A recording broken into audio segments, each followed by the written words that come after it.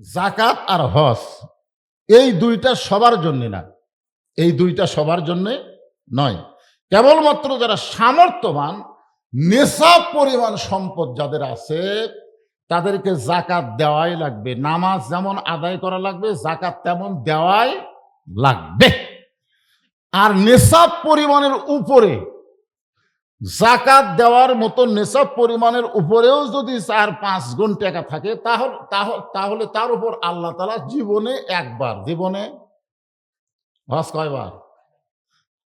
হ্যাঁ, আপনারা জানেন না সামর্থ্যবানের জন্য জীবনে কয়বার হজ? এটা আপনারা জানেন না? বারবার না একবার? তো সবাই বলেন আরো জোরে। তো আল্লাহ বলে দিলেন সামর্থ্যবানের জন্য জীবনে একবার হজ করলেই হবে। আর কতগুলো সামর্থ্যবান জীবনে বারবার করতেছে, এর কি খবর কি?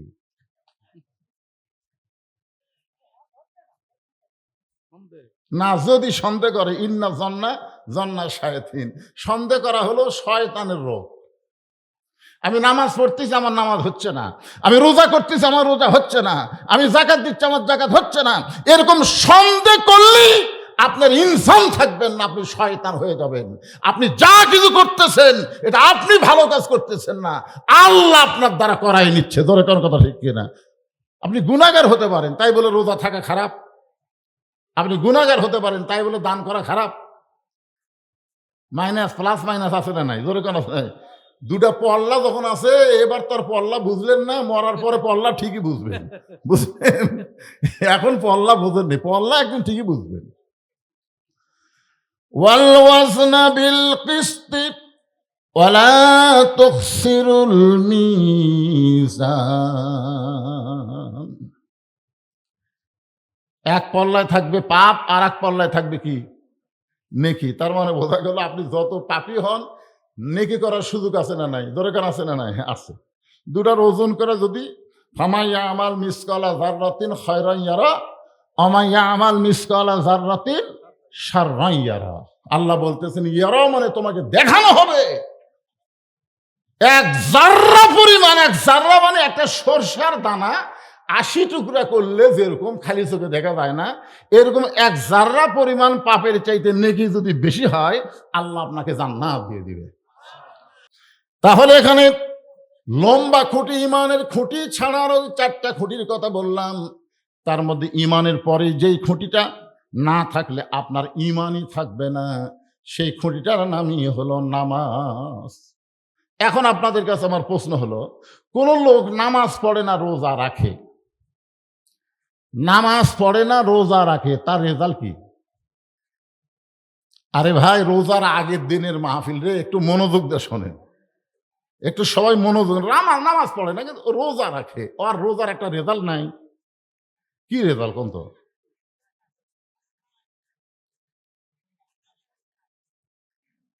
আমি এখন সহি কথাটা কই। সহি কথা হলো লা সালাতা লা ইমানা, যার নামাজ নাই তার ইমানই নাই। তো নামাজ নাই, ইমান নাই, ইমান যদি না থাকে তার রোজা থাকে কোনো লাভ আছে? এই জোরে কন, যাই নামাজ আদায় করলো না, 5 ওয়াক্ত নামাজ আদায় করলো না, কিন্তু রোজা থাকলো, তার কি রোজা রাখা কোনো লাভ হবে? খামাখা। আল্লাহ রাসূল বলেছেন বাইনাল আবদি ওয়াল কুফরি তারকুস সালাত, বান্দার কাফেরের মধ্যে পৃথক করার জিনিসটার নামই হলো নামাজ।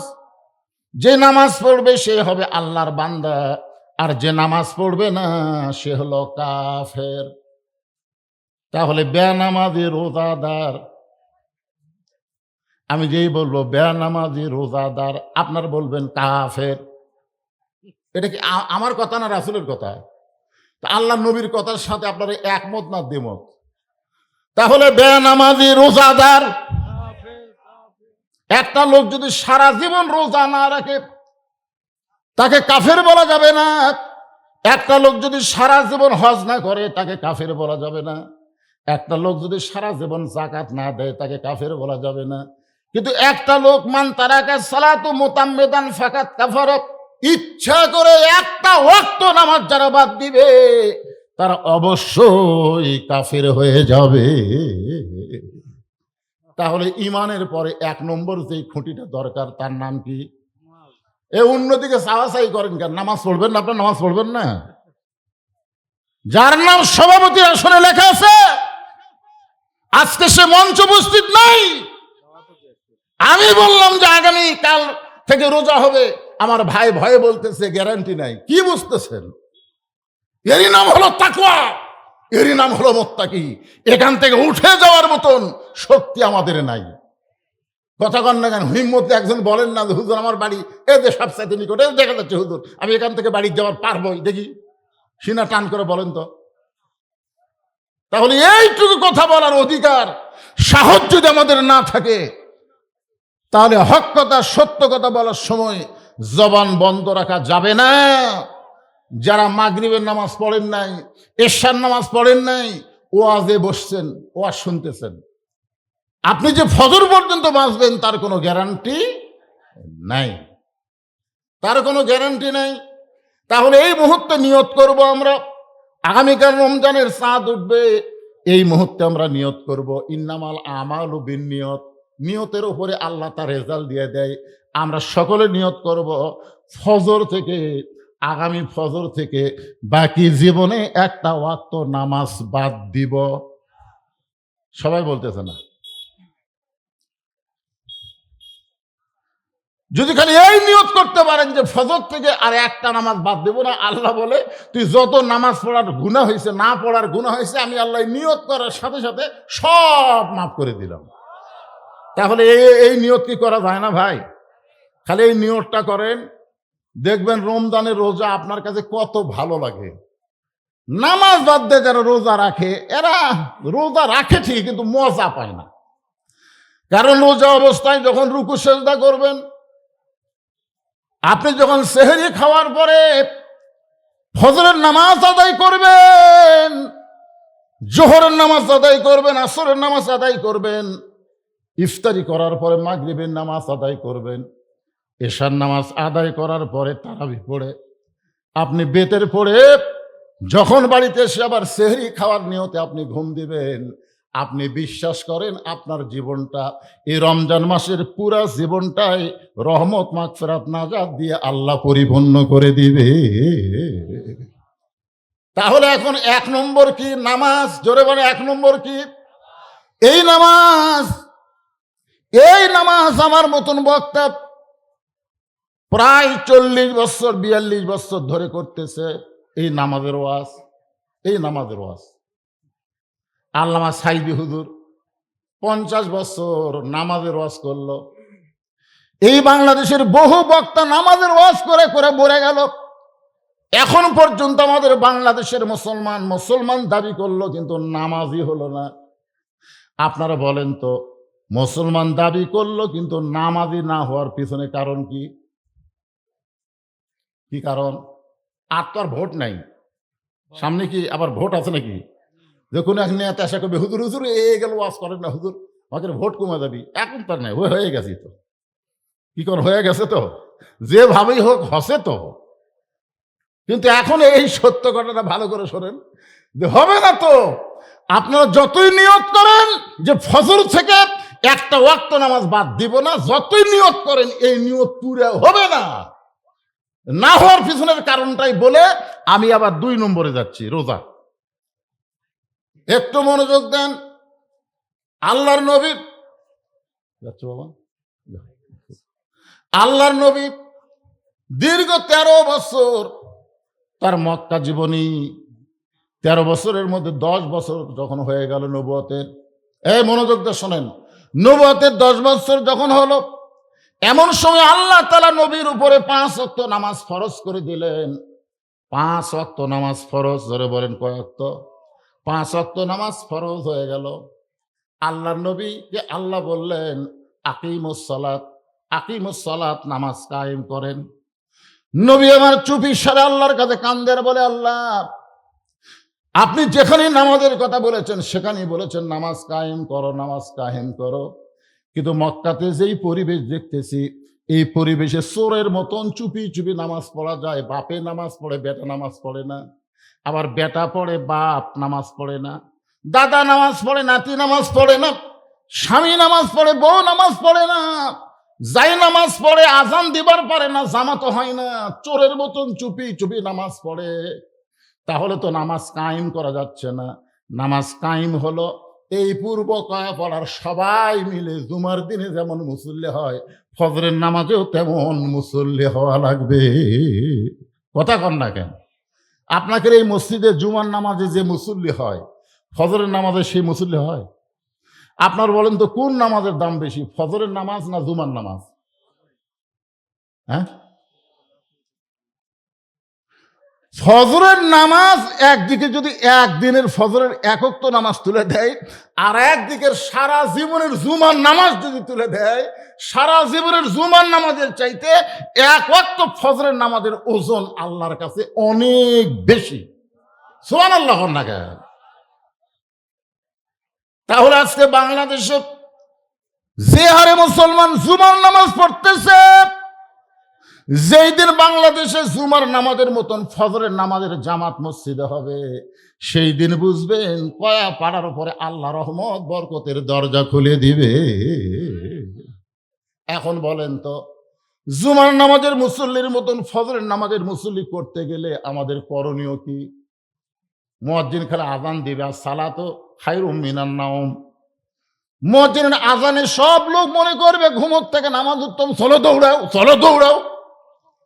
মুয়াজ্জিন যদি একবারের জায়গায় দুইবার আজান দেয়, এক মৌলবি এসে ফতুয়া দিবি জায়েজ নাই। কথা কন, কি করে জায়েজ আছে? কে একবার আজান দিছে আবার দিচ্ছে রে। যারা নামাজ পড়ে না এরাই গরম হয়ে যাবে, জানেন? কে রে তুই কয়বার আজান দিস? আজান তো একবার। আজান মানে কি? ডাকা। এমন কথা আছে 7 বছর থেকে ডাকার কথা আছে বাপকে। আল্লাহ রাসূল বলতে 7 বছর থেকে নামাজের তালিম দাও, 7 বছর থেকে নামাজ অজু টজু করা শিখাও, সূরা ফাতিহা শিখাও, নিয়ত বান্দালে কি করে, হাত বান্দালে কি করে, খাড়া হওয়া লাগবে কোন দিক হয়ে, যখন সেজদার যাবে তখন কোন দিকে, রুকুত যাবে তখন কোন দিকে, এগুলো শিখাইতে শিখাইতে 3 বছর। 10 বছর থেকে যদি নামাজ না ধরে, ওই যদি ল্যাপের মধ্যে থাকে ওর ঘাড় ধরে তুলে, যদি গোসল করা লাগে গোসল করার লাগবি, অজু করার লাগে অজু করার লাগবি, যদি যাবার না চাই 5-3টা বাড়ি দিয়ে মসজিদে নিয়ে যাওয়া লাগবে। এই দায়িত্ব কি বাপ মায়ের না মুয়াজ্জিনের? কথা কন না কেন রে ভাই? তো এই দায়িত্ব কখন বাংলাদেশে আসবে? এই দায়িত্ব ওয়াজ দেওয়া হবে না। আমার ওয়াজ দিয়ে আপনার বউ পর্দার মধ্যে থাকবে না। আমি ওয়াজ করে যাব বছর অন্তর একদিন, আর সেই ওয়াজ শুনে আপনার বউ ফাতেমা হবে, এটা কোনোদিন চিন্তা করবেন না। আমার ওয়াজটা আপনার বাড়িতে প্র্যাকটিস করা লাগবে। জোরে কোন কথা ঠিক কি না? খুব মনোযোগ দিয়ে শোনেন। নবী বলতেছে আল্লাহ তাহলে নামাজ কায়েম কেমনে হবে? আল্লাহ বলেন, হাবিব, নামাজ যদি কায়েম করতে চান তাহলে নামাজ কায়েমের একটা পরিবেশ লাগবে। যেই পরিবেশে যিনি ইমাম হবে তিনাকেই নেতা হওয়া লাগবে। সেই পরিবেশে নামাজ কায়েম হবে, যেই পরিবেশে যিনি ইমামতি করবেন তিনাকেই আবার নেতা হওয়া লাগবে। আমাদের বর্তমান বাংলাদেশে দেখেন তো, যারা নেতা হয়েছে তারা কি ইমামতি করবার পারবে? আর যারা ইমামতি করতেছে তারা কি নেতা হওয়ার পারবে? ভারে সত্যি কথাটা কন না কেন? যারা ফরেজ ভাই কিন্তু ইমামতি করে পারবে, ওই মেম্বরি করে পারবে। আর যাই মেম্বরি করতেছে ওই আবার এটি খুতবা দিবার পারবে। তাহলে কি হয়ে গেল? যেই দিন আপনাদের মেম্বার আপনাদের মসজিদের খুতবা দিবে, যেই দিন আপনাদের চেয়ারম্যান আবাদ পুকুরের কেন্দ্রীয় মসজিদে খুতবা দিবে, যেই দিন আপনাদের উপজেলা চেয়ারম্যান রানীনগর উপজেলার মসজিদে খুতবা দিবে, যেই দিন আপনাদের এমপি 2 থানার বড় মসজিদের ইমামতি করতে পারবে, সেই দিন থেকে বাংলার জমিনে নামাজ কায়েম হবে। এ ছাড়া এ বছর অন্তর ওয়াজ দেয়, ইসালে সব দোয়া করা, খাও চলে যাও, এ ছাড়া কাম হবে না। তো আপনি নামাজ পড়েন না, রোজা করেন না, আপনি বাপের কবরের কাছে কান দিচ্ছেন, আব্বা আর ওটি যাওয়াই লাগবে না। তুমি নামাজ পড়ে খালি রব্বির হামহুমা কামা রব্বায়ানি সগীরা কও, দেখো তোমার বাবার কবরকে আল্লাহ জান্নাতে মনোয়ার করে দিবে। জোরে কোন সুবহানাল্লাহ। সবচাইতে দোয়া কবুল হয় নামাজের ভিতরে।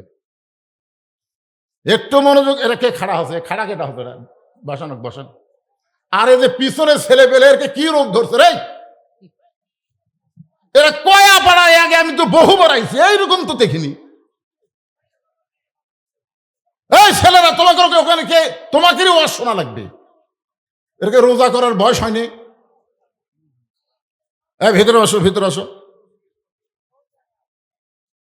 খালি হয়েছে, খালি হয়েছে, কি এক মেলা লাগাছে রে বাবা।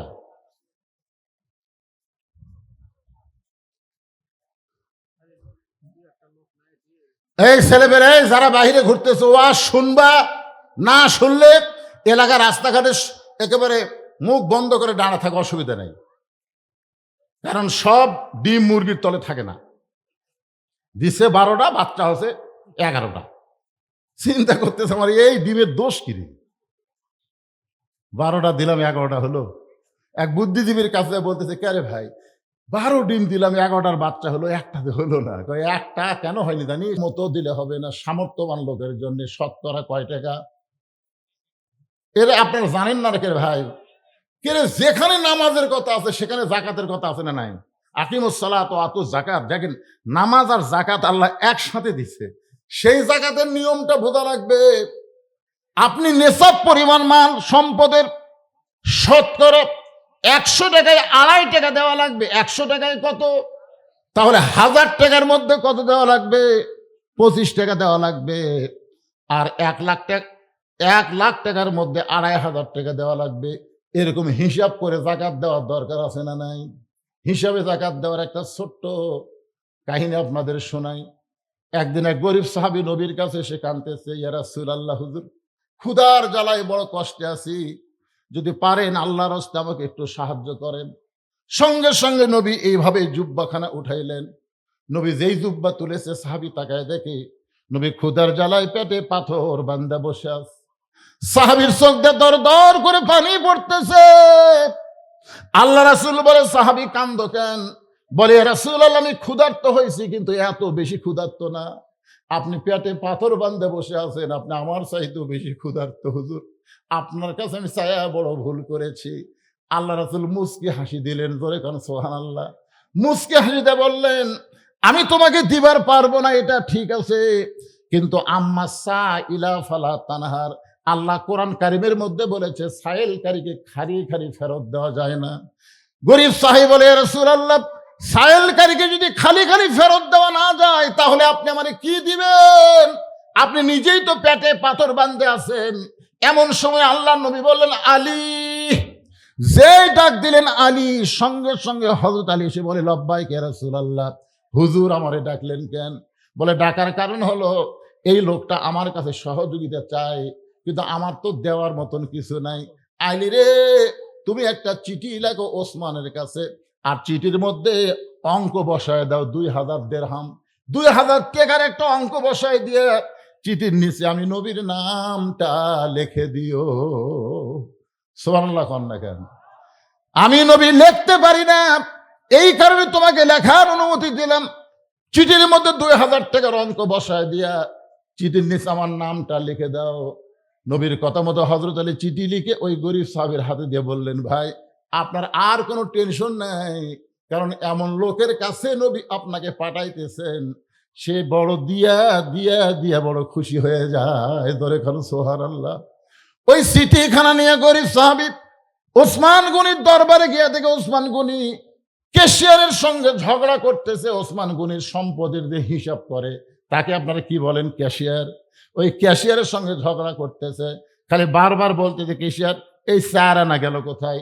এই 4 আনার হিসাব না দিলে তোমার কিন্তু আজকে ছুটি নাই। ওসমান গনি কিছুক্ষণ পরে বলতে, 4 আনা বের করো, হিসাব টানে টানে 4 আনা হিসাব দাও। গরিব সাহাবী চিন্তা করে, চিঠির মধ্যে 2000 টাকার অঙ্ক বসায় দিছে। যে মানুষের কাছে চিঠি দেওয়ার কথা রাসূল বলেছেন, আর সেই মানুষ 4 আনার জন্য ক্যাশিয়ারকে ছাড়ে না। এই মানুষের মতন হার কিপটা মানুষ তো এই দুনিয়াতে নাই। ও আমারে কি দিবে?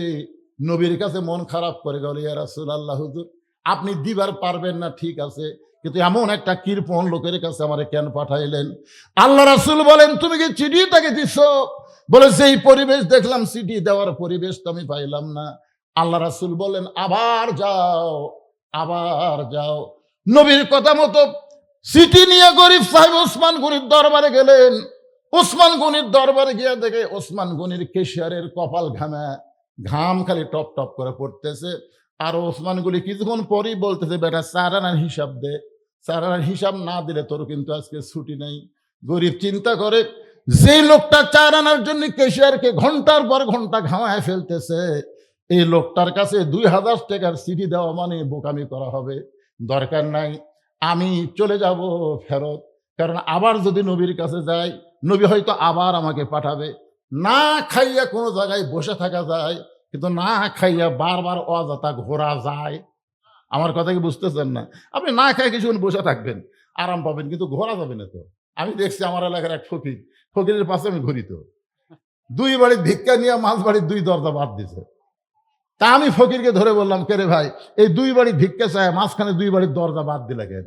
বলে, হুজুর আপনি কি ভিক্ষা করেন? আমি বললাম, না আমি তো করি না। তাহলে বুঝবেন কেমনে? বুঝি না দেখেই তো বুঝবার চাই। বলে, হুজুর আপনি শোনেন, এর আগে কমপক্ষে 10 বার এই 2 বাড়ির ভিক্ষা চাইছি, প্রত্যেকবারই বাড়ির মধ্যে থেকে বলে মাফ করো। তো যারা ফকিরের কাছে মাফ চায়, তাদের চাইতে বড় ফকির আর কেউ নাই হুজুর। আমি এই 2 বাড়ি তালাক দিছি, কারণ আমার সময়ের দাম আছে। ও ছাতা ওই 2 দরজা হাঁক ছাড়া আমার লাভ কি? দেখছেন সময়ের দাম আছে না নাই? ফকিরের কাছেও সময়ের দাম আছে। গরিব সাহাবী মনে মনে চিন্তা করে, আবার যদি নবীর কাছে যাই, নবী আবার ওসমানের কাছে পাঠাবে, দরকার নাই, আমি গোপন রাস্তা দিয়ে পালাবার চাই। একটা গোপন রাস্তা দিয়ে গরিব যখন যাচ্ছে, এমন সময় দেখে রাস্তার মাথায় আসাদুল্লাহিল গালিব হযরত আলী দাঁড়ায় আছে। যে সিটি লেখা দিয়েছে তার নাম কি? সেই হযরত আলী দাঁড়িয়ে আছে। গরিব সাহাবীর দিকে তাকায় বলে, ভাইজান, আমার হাসান হোসেন ক্ষুধার জ্বালায় কাঁদতেছে, আমার বাড়িতে কোনো পয়সা করি নাই, আমি তোমাকে চিঠি লিখে দেওয়ার পর থেকেই এই রাস্তায় দাঁড়িয়ে আছি, এত দেরি কেন করলা ভাই? আমি তোমার কাছে কোনো সাহায্য চাই না, কোনো ভিক্ষা চাই না, ওই চিঠি লেখার মুহুরি হিসাবে আমার 2 টাকা দাও। চিঠি লেখা দিলাম, তার একটা হাদিয়া দেয়। মুহুরি বোঝেন না যারা দলিল লেখে, তারা কি মুহুরি না? তা আমি তোমার কাছে সাহায্যও চাই না, ভিক্ষাও চাই না, আমি যে তোমার চিঠি লিখে দিলাম, তার বিনিময়ে তুমি 2টা দিরহাম আমাকে হাদিয়া দাও। তাহলে আয়াতটা আমি পড়তেছি, রোজাদারের পুরস্কারের আয়াত রে পাগলা, কাল থেকে যেটা শুরু হবে, একটু মনোযোগ দিয়ে শোনেন। ওয়াসিকাল্লাযীনা তাকাউ রাব্বাহুম ইলাল জান্নাতি যুমারা হাত্তা ইযা জাউহা وفتحت أبوابها وقال لهم خزنتها سلام عليكم طبتم فادخلوها خالدين وقالوا الحمد لله الذي صدقنا وعده وأورثنا الأرض نتبوأ من الجنة حيث نشاء فنعم أجر العاملين।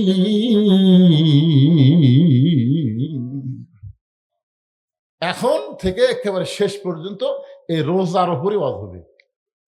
এতক্ষণ পর্যন্ত আপনাদের নামাজ বুঝালাম, যাকাত বুঝালাম, হজ বুঝালাম, বুঝলেন তো? এই 3টা ইবাদত মানুষ আল্লাহর জন্যও করে, আবার মানুষকে দেখানোর জন্য কথা কয় না।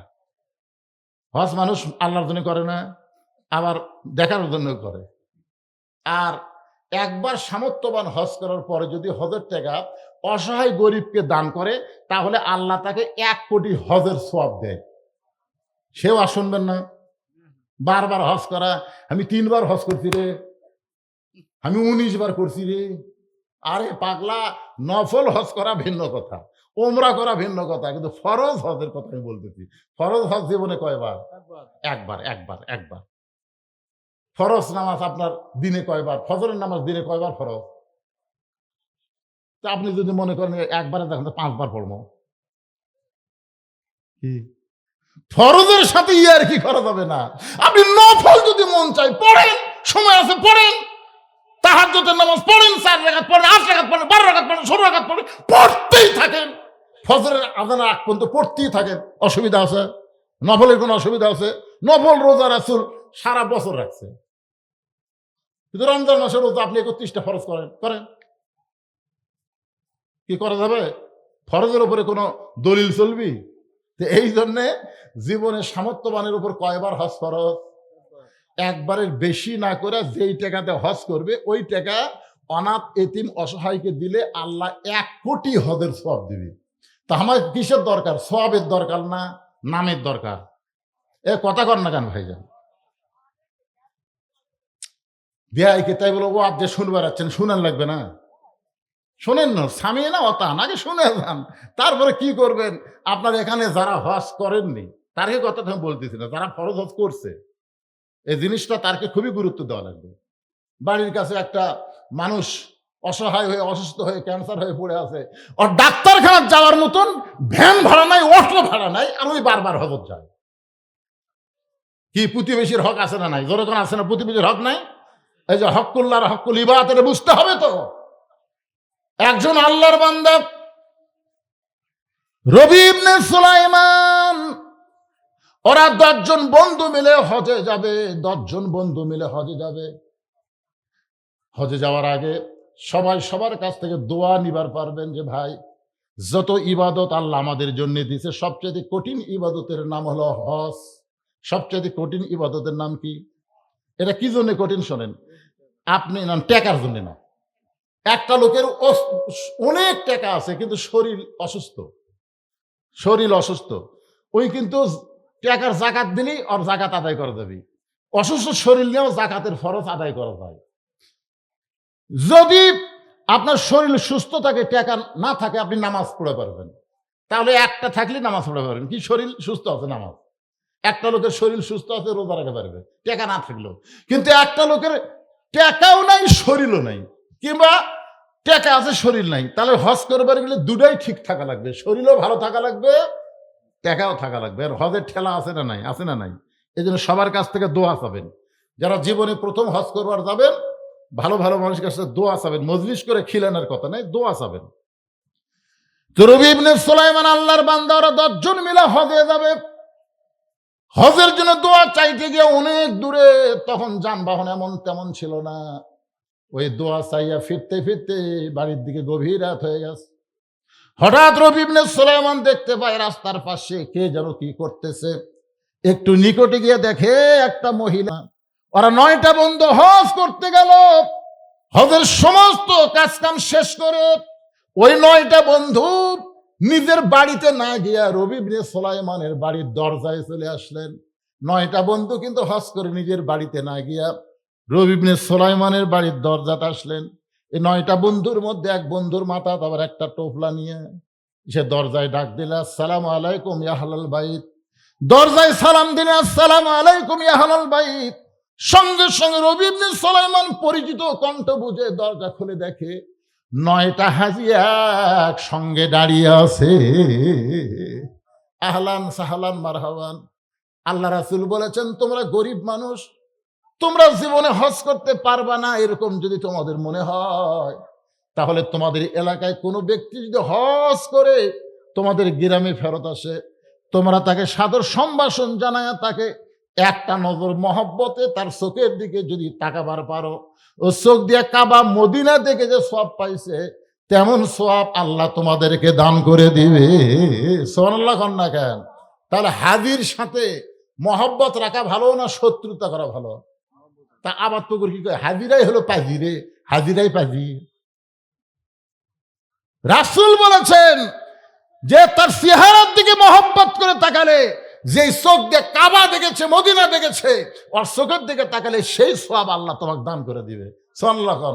হাজী সাহেবের সঙ্গে আত্মীয়তা করা, বন্ধুত্ব করা, মহব্বত করা কত ভালো, কিন্তু আমরা গল্পে গল্পে বলে হাজি মানি পাজি, পাজি তো কবি, পাজি তো কবি। 11 সালে প্রথম যখন হজ করবার গেলাম, ওই সময় দেখে এক লোক ওই শয়তান পাথর মারার সময়, বুঝছেন, এক পায়ের ওপর ভর দেখেনি, হিং হিং করে মারতে, মানে মুখের শব্দ হচ্ছে।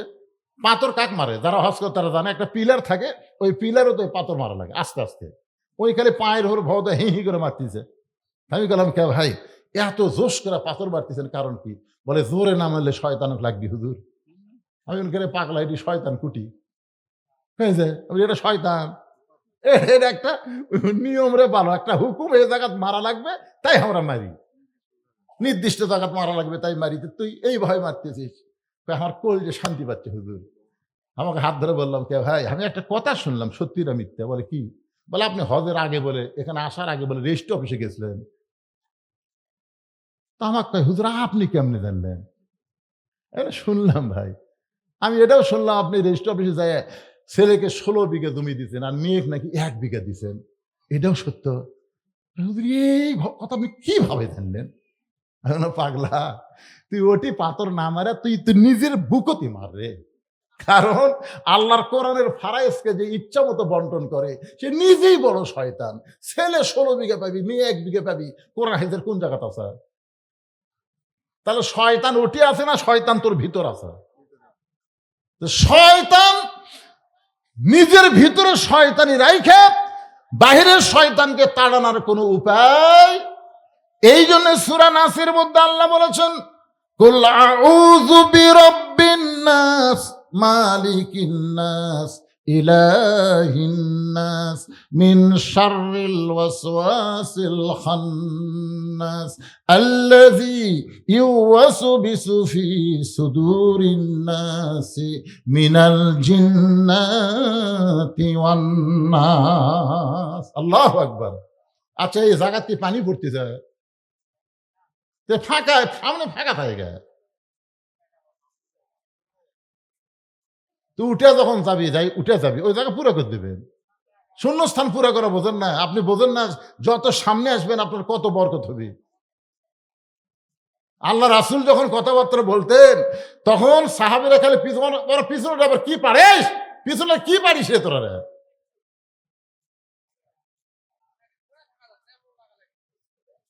ও লাগিচ্ছে। হ্যাঁ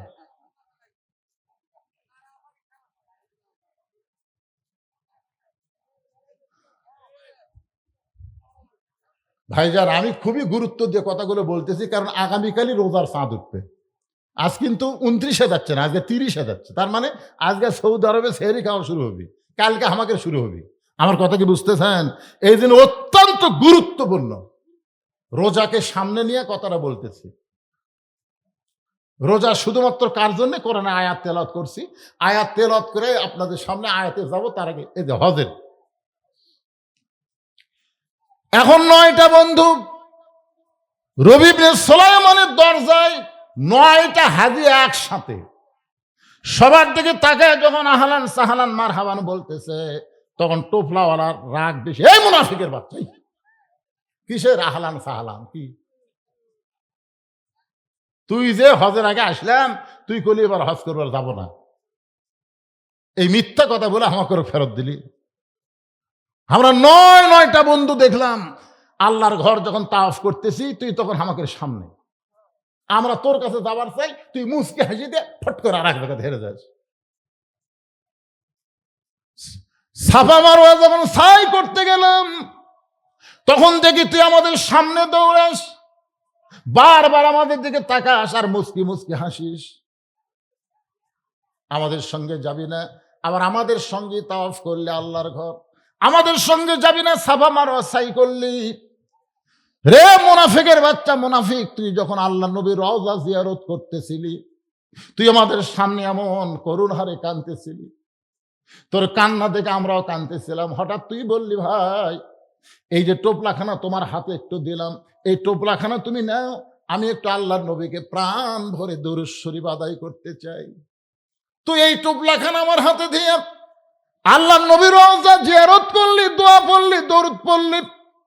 তোকে দিয়ে দরুদের আমল বেশি বেশি করেন, নবীর সুন্নত আদর্শ পালন করেন। আপনি গরিব মানুষ, মদিনায় যাবার না পারলে কি হবে? আপনার কলিজার মহব্বতের কারণে আল্লাহ মদিনার নবীকে আপনার ভাঙ্গা বাড়িতে হাজির করে দিবে। কেন রাসূল বললেন, মান রাআনি হাক্কান ওয়াজাবাত লাহু শাফাআতি ইয়াউমাল কিয়ামা। রাসূল কেন বললেন, কেউ যদি আমার স্বপ্নে দেখে মনে করবো সে আমাকে সত্যই দেখেছে, কারণ আমি নবীর স্বপ্ন কোনোদিন ধোঁকা হতে পারে না।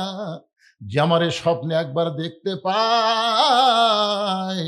তার জন্য জাহান্নামকে হারাম করে দিয়া নবী বলে তার জন্য শাফাত আমার উপর ওয়াজিব হয়ে যায়। আল্লাহ।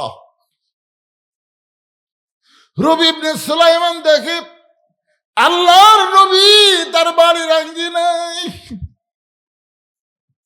স্বপ্নের মধ্যে বেহুশ অবস্থায় রবি ইবনে সুলাইমান বলতেছে, কে গো নবী, আপনি আমার বাড়ির আঙ্গিনায়?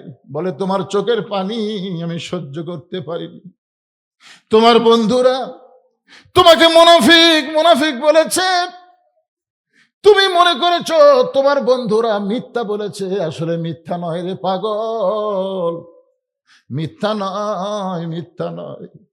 ওই যে এতিম অসহায়, ওই যে বিধবা তার এতিম দুইটা মেয়ে সন্তানকে তোমার হজের সমুদায় সম্পদ দান করার কারণে আল্লাহ তোমার প্রতি এত খুশি হয়েছে,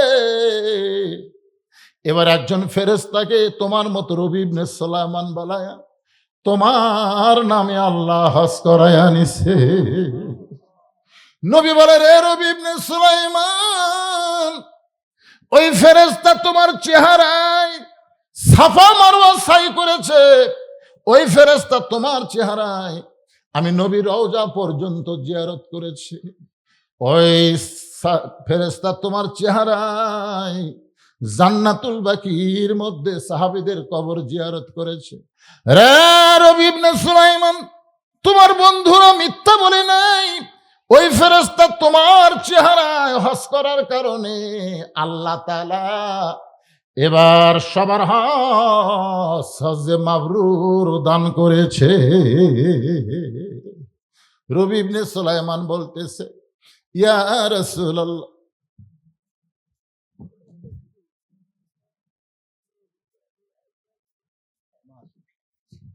আল্লাহ কবুল করুক, আল্লাহ আল্লাহ আল্লাহ।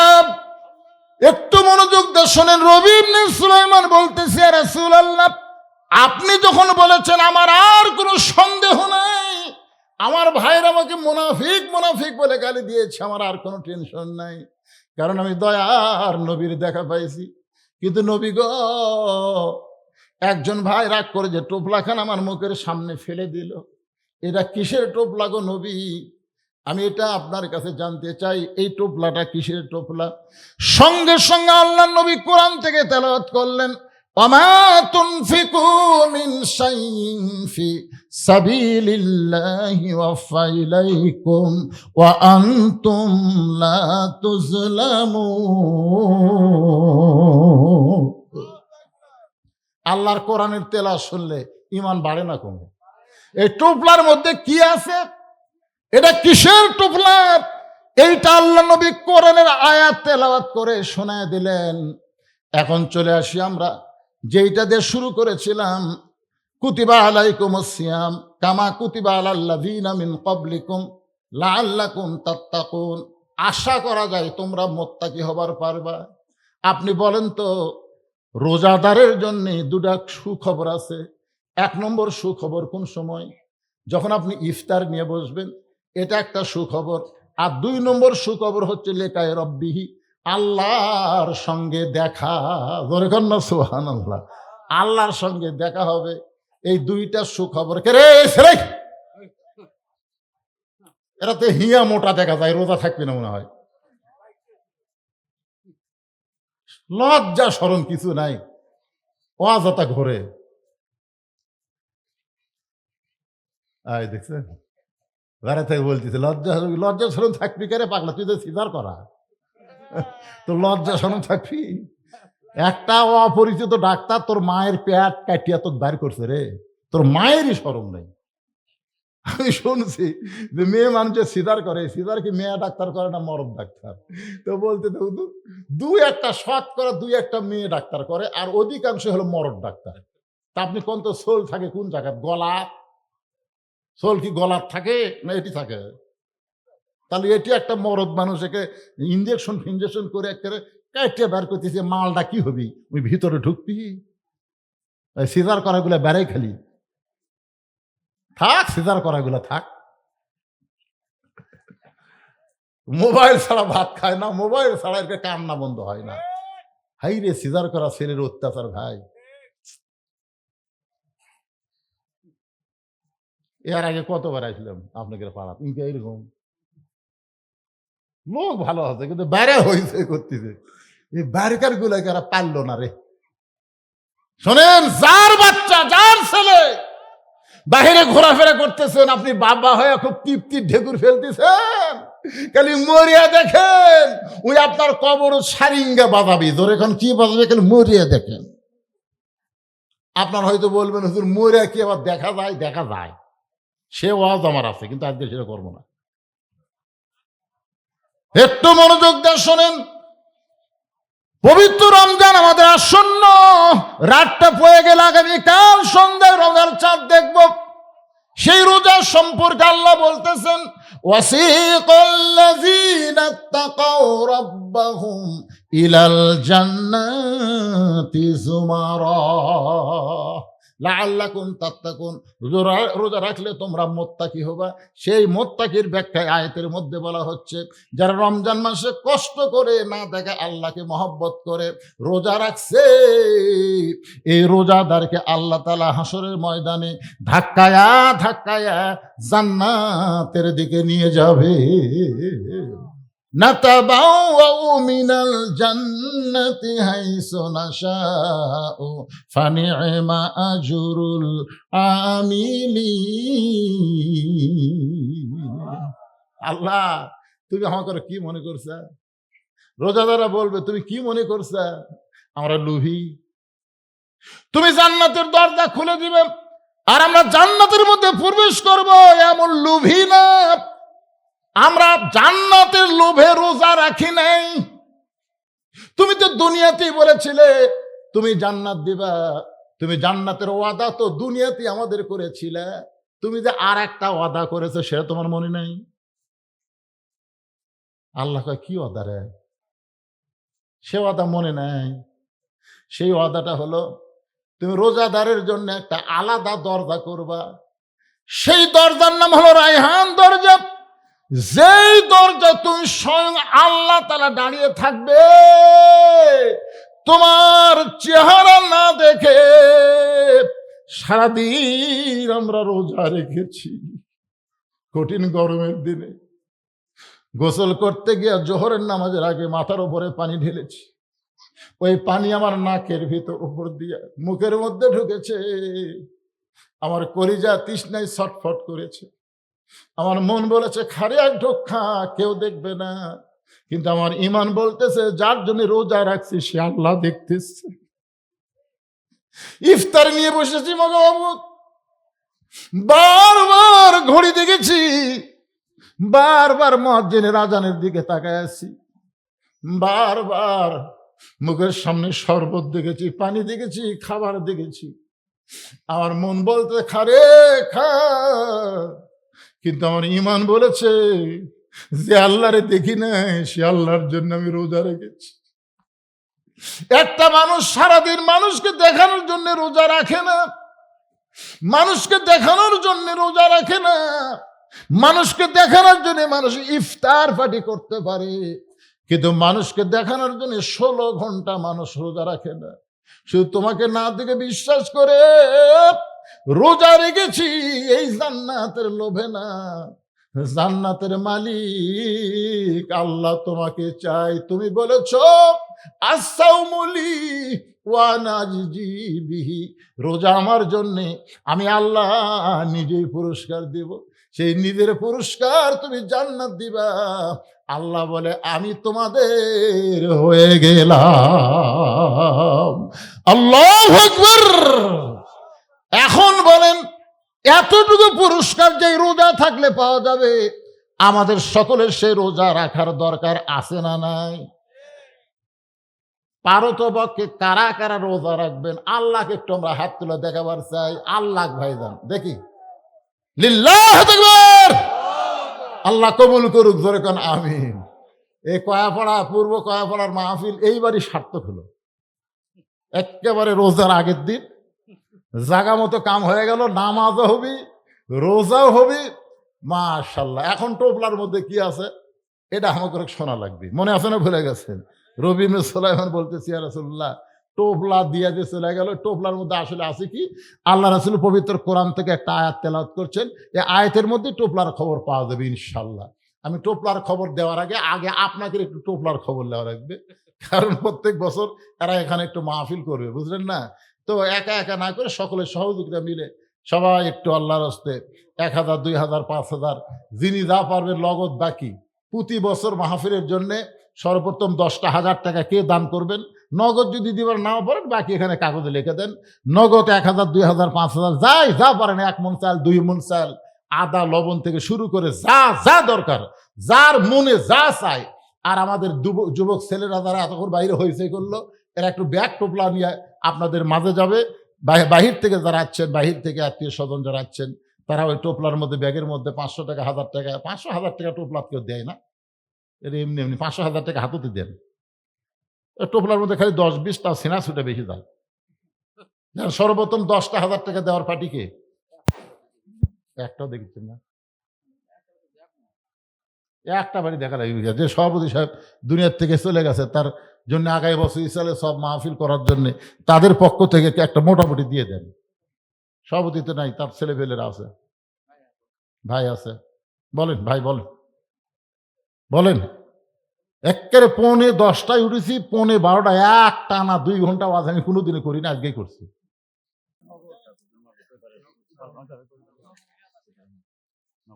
নগদ, নগদ এটা কত বাবা? নগদ হচ্ছে কুলজান গুয়াতার এ নগদ ১,০০০ টাকা নগদে দান করেছে। আল্লাহ তার দানকে কবুল করেন, আল্লাহুম্মা আমিন। সিদ্দিক বরিয়াপাড়া থেকে নগদ নগদ অসুস্থতার জন্য দোয়া চায়, নগদ ২,০০০ টাকা দান করেছে। আমরা দোয়া করি আল্লাহ তাকে পুরোপুরি সুস্থতা দান করেন, আল্লাহুম্মা আমিন। ইমদাদুল কয়াপাড়া আগামী বছরের জন্য ২,০০০ টাকা দান করবে। আল্লাহ ইমদাদুলের দানকে আল্লাহ আপনি কবুল করেন, আল্লাহুম্মা আমিন। আর কেউ আছেন? মসজিদের সিয়ারে নামাজ পড়া যাও, এটা একটা আদায়ের সময়, এটা একটা হলো।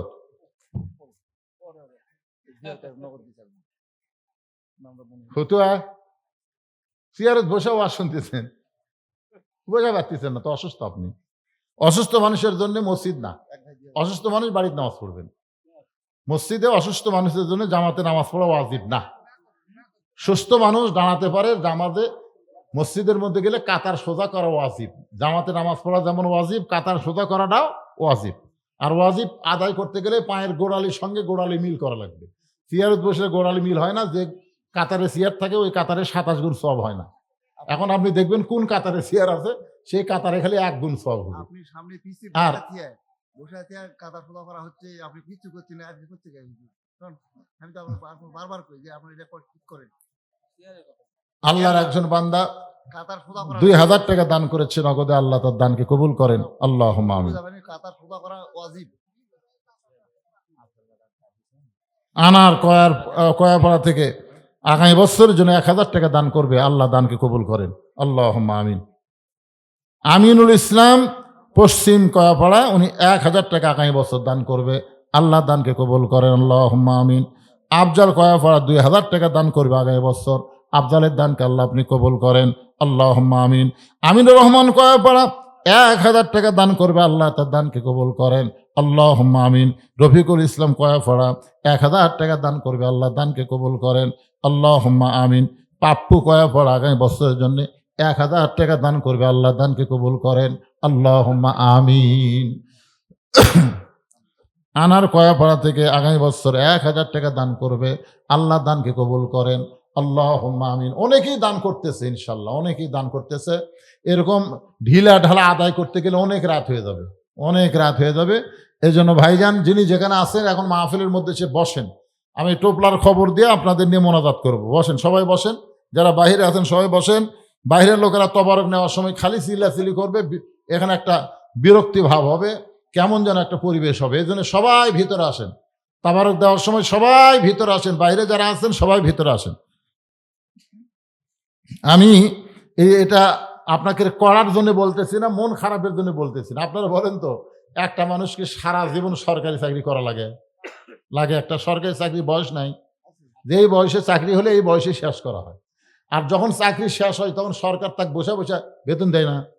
তো যৌবন বয়সে আপনি যদি নামাজ ধরেন আর যদি সরকারি বয়স পর্যন্ত আপনি একেবারে সরকারি চাকরির মতন ৫ ওয়াক্ত নামাজ জামাতে আদায় করেন, তাহলে সরকার যদি বুড়া বয়সে পেনশন দিবার পরে আল্লাহ যেখানেই আপনি নামাজ পড়েন পেনশনের সব দিবার পারবি না।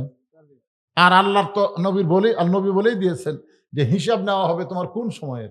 তোমার শৈশবকালের হিসাবের দরকার নাই, বুড়াকালের হিসাবেরও দরকার নাই, খালি যৌবনকালের হিসাব দিয়ে জান্নাতে চলে যাও। নামাজ এমন একটা ইবাদত বুঝছেন, এটা যৌবন কাল ছাড়া অন্য কালে ঠিক মতো হয় না। রুকু, সেজদা, তসবিহ, তাহলিল এগুলো সব ঠিকঠাক না থাকলে, দাঁত নাই, এ আল্লাহ আকবার কত আব্বা আকবার কয়, ঠিক কিনা বলেন? এখন রুকু ঠিক মতো করে ও বাবারে কয়। এই জন্য যৌবন কালে নামাজ ধরবেন। বুড়া বয়সে যদি আপনি যেটি পড়েন, আল্লাহ রাসূল এমনও সুযোগ দিছে যে তুমি খাড়া হয়ে না পারলে বসে পড়ো, বসে না পারলে শুয়ে থেকে পড়ো, শুয়ে থেকে না পারলে ইশারার দ্বারা পড়ো, তাও পড়ো। কিন্তু যতদিন সুস্থ থাকবা ততদিন কাতার সোজা করার নিয়তে ২৭ গুণ সওয়াবের আশায় মসজিদে তোমরা জামাতে নামাজ পড়বা। মসজিদে নামাজ পড়লে আমরা এমনি এমনি দেয় না, ২৭ গুণ সওয়াব বেশি দেয় আল্লাহ। কি জন্যে? কাতার সোজা করা লাগবে। ধনী গরিব, ফর্সা কালো, চেয়ারম্যান মেম্বার, রাজা ফকির, চৌকিদার, এসপি, একের পায়ের গোড়ালির সঙ্গে গোড়ালি মিল করে কাতার সোজা করে মুসলমান যে সবাই ভাই ভাই, এটা নামাজের জামাতের মধ্যে গেলি বোঝা যায়। আওয়ামী লীগ বিএনপি তফাৎ থাকে না, কাদের সাথে কাঁধ মিলে সবাই একসাথে নামাজ পড়ে, জোরে কোন ঠিক কিনা? এই জন্যে জামাতের গুরুত্ব। আপনারা চেয়ারত হবি না, চেয়ারত ওরা পায়ের গোড়া সোজা হয় না। আসলাম একজন আল্লাহর বান্দা ৫০০ টাকা আগামী বছরের জন্য দান করেছে, আল্লাহ দানকে কবুল করেন। হুজুর বলে না কাদা খোলা ওমা তুনফিকু মিন শাইইন ফি সাবিলিল্লাহি ওয়াফা ইলাইকুম ওয়া আনতুম লা তুজলামুন। আল্লাহু আকবার। আল্লাহর নবী বললেন, এ রবি ইবনে সুলাইমান, তুমি এতিম অসহায়কে যেই টাকা দান করেছো, যত টাকার সম্পদ দান করেছো, ওই যে এতিম অসহায়কে এই টোপলার ভিতরে আল্লাহ তাআলা তোমাকে ওয়াফা ইলাইকুম 10 গুণ ফিরাইয়া দিছে। সুবহানাল্লাহ, জোরে কান। তাহলে আপনারা আজকের এই রবি ইবনে সুলাইমানের হজের ওয়াজটা কি বুঝলেন? অসহায় এতিম অনাথকে খাওয়ালে দিলে আল্লাহ কম দেয় না বেশি দেয়? কয় গুণ বেশি দেয়? 10 গুণ বেশি দেয়। আর সামর্থ্যবানের উপর একবার হজ করা ফরজ বলার পিছনে হাকিকতের কারণ কি জানেন? কাবা, যে কাবা আপনি জীবনে প্রথম দেখেন নাই, প্রথম হজ করবার জায়গায় কাবা আপনার চোখত পড়ার সাথে সাথে আপনি কমপক্ষে ২-৩ মিনিট আপনি অস্থির হয়ে যাবেন। মানে কাবা দেখা মাত্রই, যেই কাবাকে সামনে নিয়ে এতদিন নামাজ পড়ছি, সেই কাবা চোখ দিয়ে অনর্গল পানি আসবে। আপনি তাওয়াফ করবেন, কাবার দিকে তাকায় তাকায় তাওয়াফ করবেন, কাবার থেকে আপনার নজর নিচের দিকে যাবেই না। এটা প্রথম হজের সময় হয়। পরের বার গেলে দেখবেন ওই মহব্বত আর আসে না। রাসূলের রওজার পাশে প্রথম যখন কেউ দাঁড়ায়, এমন কোনো পাষাণ হৃদয়ের মানুষ নাই যার চোখ দিয়ে পানি পড়ে দাড়ি ভিজা যায় না। কিন্তু বারবার যারা যায় ওদের দেখছে এই ছিদ্রে কি এই জন্যে এই জিনিসগুলো খুবই গুরুত্বপূর্ণ। আল্লাহ ভালো জানে বলেই সামর্থ্যবানের জন্য জীবনে একবার, যদি বললেন বছরে একবার তাহলে একটা কথা, কিন্তু জীবনে একবার, বছরে যাকাত একবার।